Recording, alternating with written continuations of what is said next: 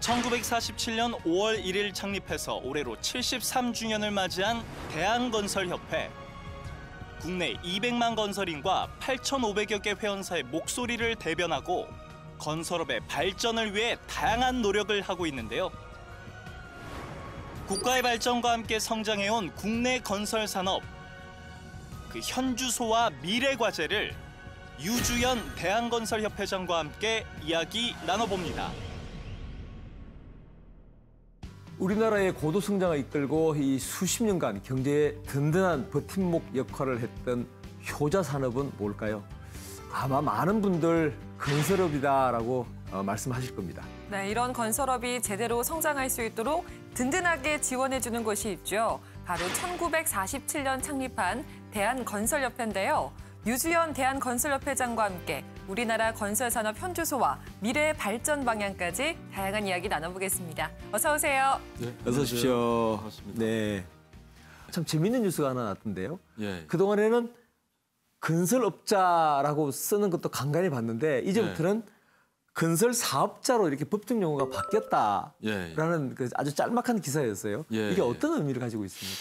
사실 우리 건설이 GDP의 한 14% 내외를 이렇게 차지하는 상당히 그 큰 산업이거든요. 그럼요. 예, 그리고 한국 경제를 이끌어가는 그런 기간 산업인데 건설업자 하면은 이제 조금 이렇게 비하하는 듯한 이렇게 폄하하는 듯한 그런 느낌이 있어왔잖아요. 네, 그랬군요. 뭐 그 외에 뭐 여러 가지 토건적이니 뭐 또 노가다니 등등해서 그 건설업에 대해서 굉장히 그 부정적인 이미지의 그 용어들이 많았었는데 특히 이제 법정 용어가 건설업자로 돼 있었어요. 그래서 그게 이제 상당히 부정적인 그 이미지를 주기 때문에 건설 사업자로 이렇게 바꿔서 좀 이미지를 좀 개선해 보고자 이렇게 바꿨습니다. 오늘 이제 협회장님 나오셨는데 첫 번째 주제는 저희가 대한민국 건설 산업의 현주소 이렇게 저희가 정해봤습니다. 보고서를 봤더니 지금 최근에 몇 년 사이에 최근에 건설 경기가 지난 90년대 IMF 금융위기 때보다도 더 안 좋다라는 또 그런 얘기도 있고 그래요. 최근 이제 특히 이제 신정부 들어서 SOC 예산을 좀 많이 삭감을 했었어요. 그래서 과거보다도 한 20% 가까이 이렇게 삭감을 해서 물량이 이제 상당히 줄으니까 아무래도 어렵죠. 거기다가 공공공사의 공사비가 박하게 그 책정이 됐습니다. 낙찰률이 상당히 낮고 그래서 그 두 가지 어려움을 계속 겪고 있었죠. 근데 한 2년여 이렇게 하면서 아마 정부에서도 상당히 그런 것들을 느끼고 계셨었던 것 같아요. 그래서 SOC 예산을 증액을 하고 그중에 이제 뭐 예타 면제 사업 또 민자 사업 또 생활형 SOC 예산들 조금 대폭 늘리는 추세에 있습니다. 그래서 정부에서도 이 건설 산업의 이제 중요성을 조금 다시 이제 인식을 하시고 계시는 것 같아요. 상당히 그 기대를 하고 있습니다.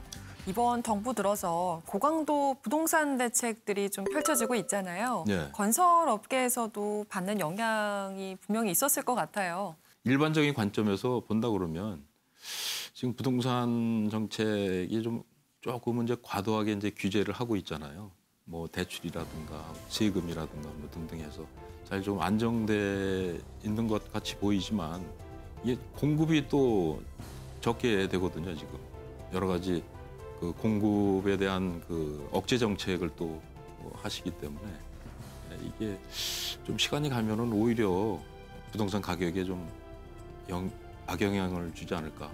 말하자면 좀 상승하지 않을까 그런 예측을 합니다. 침체되어 있는 건설 경기를 돌파하기 위해서는 조금 구체적으로 어떻게 좀 진행이 좀 됐으면 좋겠다라고 하는 바람 같은 것도 있으실 텐데요. 지금 정부에서 그 SOC 예산을 많이 늘리고 있습니다.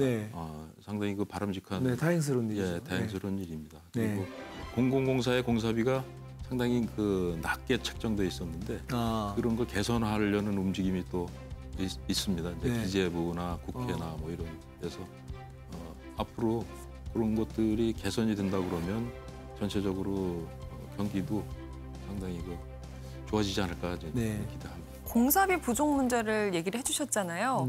어느 정도 심각한 상황인지 좀 궁금한데요. 100원짜리를 80원에 하라 이렇게 말씀드리면 아마 쉽게 이해가 가실 겁니다. 네. 그럼 뭐 100원짜리를 80원에 하는데 그게 이윤이 남겠어요? 그래서 그런 부분들을 좀 지금 개선을 좀 해달라는 네. 건의 말씀을 많이 드립니다.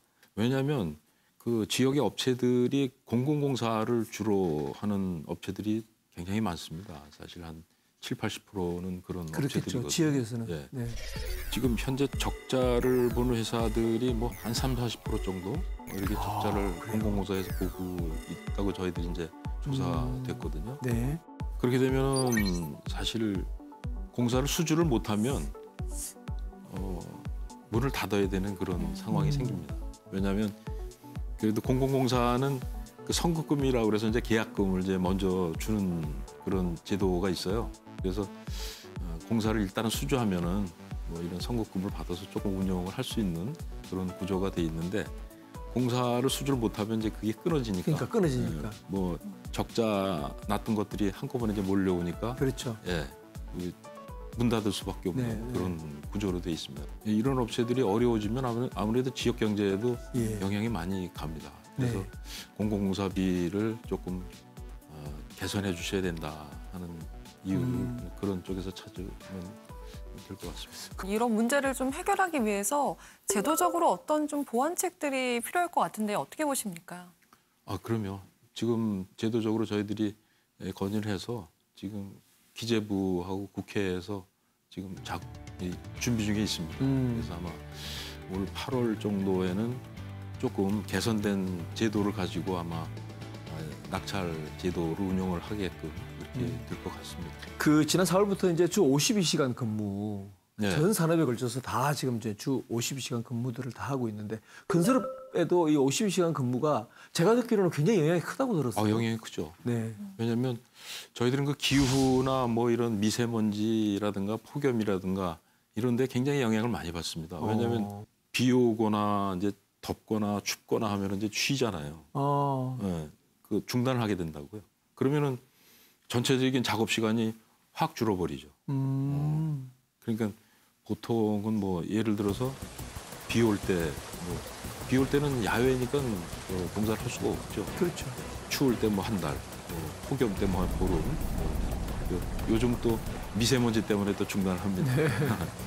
그러니까 일일당 시간을 조금씩 더 조정을 해주시면 네. 그렇게 하면 전체적인 시간을 우리가 확보할 수 있으니까 저희들이 건의를 해놓고 있습니다.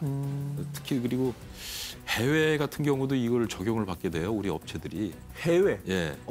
그래서 그 부분은 정말 아주 치명적이거든요. 왜냐하면 이제 지금 중국이나 인도, 터키 같은 나라들하고 이제 경쟁을 해야 되는데 네. 그런 나라들은 아직은 뭐 52시간 제도 뭐 이런 것들을 시행하고 있지 않은 나라들이거든요. 네.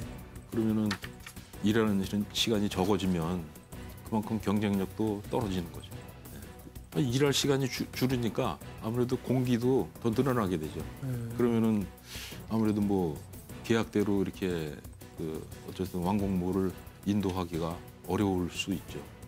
그래서 상당히 해외 공사도 지금 심각합니다. 올 상반기부터 전국 그 12개 지역에서 이 도시재생 뉴딜 사업, 네. 도시재생 뉴딜 사업, 도심을 좀 개발하는 그런 사업인가 본데요. 네. 이게 본격적으로 착수가 된다고 그러는데 어떻습니까? 건설 업계에는 그래도 좋은 소식이 있겠죠? 아무래도 이게 지역에들 많이 발주가 되는 물량들이니까 네. 지역에 이제 중소업체들이 많이 이제 혜택을 볼 거라고 생각이 됩니다. 네. 그래서 저희들도 기대는 많이 하는데 사실 근데 재건축이나 재개발처럼 그렇게 있는 기존의 건축물 구조물을 이렇게 부수고 다시 새로 짓는 것들이 아니기 때문에 그 규모가 이제 아무래도 그렇게 크지 않은 네. 물론 이제 큰 저기도 있지만 크지 않은 저기라 중소업체들이 많이 혜택을 볼 것 같습니다. 그래서 기대는 하고 있죠. 두 번째 주제는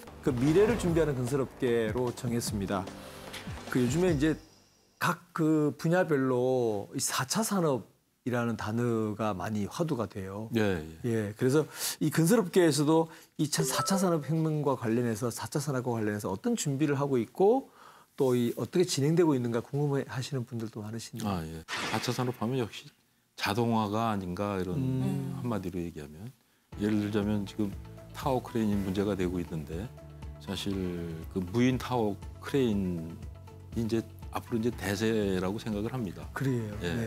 네. 그런 식으로 이제 자동화하는 무인 자동화. 무인 자동화하는 그런 작업인데 사실 뭐 스마트 시티니 뭐 스마트 주택이니 뭐 스마트 뭐 도로 뭐 이런 것들이 사실은 건설에 입히는 거거든요. 뭐 건설이 없으면 사실 거의 뭐 그게 작업이 되질 않는 거죠, 사실. 네. 건축물에다가 그것들을 이제 삽입하고 이제 입히고 이제 그러는 작업인데 그런 면에서 저희들도 이 4차 산업에 대해서 상당히 뭐 나름 준비를 하고 있습니다. 앞으로 또 건설업이 지속적으로 발전하기 위해서는 미래 먹거리 창출도 중요할 것 같거든요. 네. 어떤 게 있다고 보시나요? 미래 먹거리라면은 뭐 해외도 생각할 수 있고 뭐 하지만은 가까운 데 있지 않습니까? 이제 저쪽 북한. 북한이구나. 저희들이 준비는 지금 많이 하고 있는데 네. 연구도 좀 하고 있고 물론 이제 자료가 좀 부족해서 그 심도 있는 그런 연구 자료는 이제 나오질 않고 있습니다만 어쨌든 여러 그 채널에서 이제 그 자료를 가지고 연구를 해서 참여를 하려고 지금 준비는 하고 있습니다. 네. 일단은 말이 통하잖아요. 그러게요. 네, 말이 예. 통하니까 굉장히 그 좋은 시장이 될 수 있을 것 같습니다. 저도 그렇게 생각을 합니다. 건설이라고 하면 그래도 우리가 건설 그러면 늘 얘기하는 문제이긴 하지만 안전이라는 거를 또 떼놓고 생각할 수가 없잖아요. 그렇죠. 네. 안전 또 뭐 품질 뭐 이런 것들 생각하지 않을 수가 없는데 네. 그런 모든 것들이 사실 이게 공사비하고 연결이 되는 것 같습니다. 예, 아무래도 공사비가 박하게 되면 그런데 이제 아무래도 신경을 덜 쓰게 되죠. 아무래도 뭐 업체라는 게 이제 기업이라는 게 이제 이윤 창출이 목적이잖아요. 네. 그런데 이제 1차적으로 치중하다 보면 이제 그런 데 소홀해질 수밖에 없는 거죠. 그래서 전체적으로 뭐 공사비나 뭐 이런 게 좀 같이 병행돼 줬으면 하는 바람이죠. 대한건설협회장으로 취임하신 지 2년 3개월이 되셨다고 들었습니다. 네. 앞으로의 계획도 궁금한데요. 뭐 계획이랄 것도 없습니다. 처음부터 저는 이 공사비 정상화 이 문제를 계속 그 뭐 건의하고 또 연구하고 또 제안하고 해서 앞으로 남은 임기도 그 공사비 정상화에 아주 매진을 하려고 합니다. 인간이 건축을 만들지만 이 건축이 다시 또 인간을 만든다라는 말이 있습니다. 장기간의 이 경기 침체로 인해 조금 주춤하고 있지만 인류의 역사와 함께 발전해온 건설 산업인 만큼 곧 돌파구를 찾아서 제2의 도약을 하게 되리라고 저희는 믿습니다. 네, 우리나라 건설 산업의 힘찬 도약을 토요포커스도 응원하겠습니다. 오늘도 토요포커스를 시청해주신 여러분 고맙습니다.